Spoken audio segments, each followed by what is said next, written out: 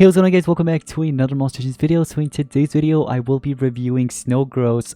You guys will see this monster's best skills, best runes, best relics, everything you need to know about this monster, and we're also going to take it in battle while having Megaton status caster. So it is a ranked up version of Snowgross. You can obtain it right now in Bounty Hunt, free to play. But yeah, I hope you guys are excited for today's video. If you are, smash the like button, subscribe, turn notifications on. Anyways, let's go ahead and get started. Alright guys, so we have a rank 4 Snowgross here, level 140 of course, not yet rank 5, but that doesn't matter. Once you get this monster to rank 3, that's when this monster is really good because of the status caster Megaton. His whole role is supposed to be to absorb basically all the incoming damage, so he's a tank basically. And in case you didn't know, this monster actually gets about 362,657 life at rank 5, and that is the highest life stat in the game at the moment. So this monster is the tankiest, and that makes it really good because, again, his whole role is supposed to take all the incoming damage, right? So that's good. So for traits, we have rank 0, immune to freeze, which is quite decent. I mean, it comes in handy in some cases. Rank 1, you have abomination, which is really good, I've got to say. I just wish that abomination was rank 0, and then rank 1 could have been taunt trait. That would have been sweet, right? And then rank 3 status caster Megaton. But I mean, trait wise, I actually like it. I just wish that immune to freeze could have been something better, like maybe taunt or immune to control actually. But anyways, so with everything aside, let's go ahead and take a look at the skills. Okay, so Frosty says hi, deals heavy water damage to one enemy, applies freeze to one enemy, applies a life and stamina regen to itself. That's actually pretty good. So not that you're not only just freezing the enemy, but you're also applying life regen with stamina regen to yourself, which is good. Now you also have Slippy Road, which is a moderate water damage to all enemies, applies drown to all enemies, so basically an AoE water damage that deals some damage, and you also apply drown to the enemies, which deals some damage every turn and also removes stamina. Now look at this, look at my pointy eyes. Applies nightmares to all enemies and Megataunt to itself. This is actually good because in case if the enemy ends up cleansing your Megataunt, you can always just reapply it with this. There is a 2-turn cooldown I see, but that doesn't matter. You definitely want to carry that. Now you also have Doom Snowball, which is a moderate water damage to one enemy. You apply drown to the enemy and water protection to yourself. So water protection, interesting. It's not like 50%. Oh, never mind. Okay, target monster takes half damage. Yeah, so basically it's kind of like damage protection, but only for water element. You know what I mean? You also have this other skill right here. It's an AoE moderate water damage, and then you apply nightmares to all enemies. Basically an AoE version of this, except that this one is drowned, the other one's nightmares. I'd rather go with drowned, honestly. But yeah, they're pretty similar. Top Hat's Trickery applies a random protection to one ally and taunt to itself. That, you know what? That's not that bad. Especially in Team Wars, you can make some cool plays on your defense, you know? That random protection could maybe mess up the enemy. Just saying. So cold, it's scary. Applies drown to one enemy. That's it. I don't recommend picking that up. Same with this one, I don't recommend picking it up. But there are about 2 0 cooldown skills right here if you want to pick them up, but I wouldn't recommend. In my personal opinion, these are his 4 best skills, but another thing you can do is swap the Check My Sharp Claws with Slippery Road. So you can kind of swap these two if you want them, whichever one you want to use. But once again, they're the same thing except they apply different tortures, okay? Anyways, in terms of relics, you have Trap as one of the relic slots. So what I recommend doing is either giving in Wormhole Trap. You can also do Ruby's Trap. Nebula's Trap isn't bad either.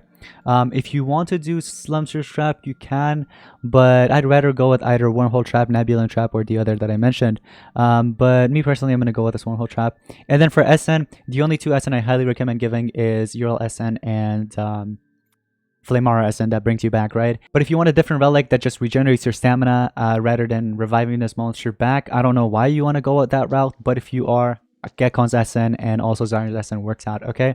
Anyways, in terms of talent here, guys, talent. Last Hope, quite decent if you want to go with it. But if you want something better, I recommend doing either Devil's Fruit, or you can do, for example, this Purgatory Throne. This is like one of the best to give, actually. So if you want to go with that, you can. And last but not least, let's not forget about this one. Hollow Mirror. This one's actually pretty sweet too for tanks. So maybe personally, me myself, I'm going to go with this.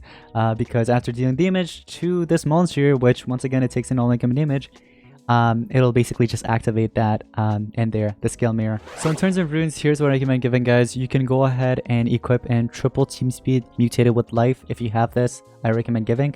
But if you don't have something like this, you can do 2 team speeds, and on top of that, you can just go in with a life right there. If you want to take this route, you can, but I prefer the triple team speed with mutated with life. But I think I'll personally take this route as well, even though I recommend the other one more. But yeah, this one doesn't work that bad either. You can make it even tankier, right? So like right now at rank 4, you have about 674,660. Now imagine that at rank 5, it's going to be even crazier, right? All right, so let's go ahead and do a quick PvP battle here, all right? So I'm just basically pairing it up with Grakshock and the Raijin meta, all right? And let's see how this actually goes. So who's taking it first here? The enemy, right? I'm pretty sure. Or is it my Raijin? I'm not sure. Okay, it's my Raijin actually. Cool. So we apply the triple damage over to our attacker. And then Doom Nation, look at that. Oh my gosh, dang. Oh man, that monster is powerful. Look at him, he just one-tapped. But remember, when it dies, it will come back. I forgot about that, yeah. So thanks to that URL SN, it came back. And now what I can do is I can do this single target right here because there's Mega Taunt. If that was just a taunt monster, then all of them would have been dead because I have triple damage. But yeah, let's just do that for now. Ah, man, that really sucks. Why did you target that one? So that didn't play out so well. Hopefully this time it'll be a bit better. All right. So anyways, let's go ahead and start this match. We're going to do the same exact thing except slightly different play. All right. Unfortunately, we went ahead and did that. Now I have skill mirror at least, but I think you're going to attack single target lay, yeah? Okay, but my skill mirror should still activate. Hollow mirror, there it goes. Pain Distiller. Oh, never mind. You actually attacked it twice, so it makes sense. I was waiting for it. I'm like, why didn't it kick in? But it already got activated twice. So we're gonna do this, get it the extra turn real quick. And remember, when the monster dies, it'll come back. So far it's not dead. It might die right here. No? Okay, it's still alive. Oh man, that's sweet. Alright, cool. So here we can just AoE, eliminate them all, and then, oh, okay, I was expecting for that monster to come back. All right, so let's go ahead and battle this player here real quick. Anto. Good old Anto from TS. All right, so to the sewer in the beginning, okay, we're going to do the triple damage. Poseidon is going to take in some, going to take a hit there. Skill mirror kicked in, sweet. And what we can do, I'm going to do this on purpose. I'm going to do Holy Sun.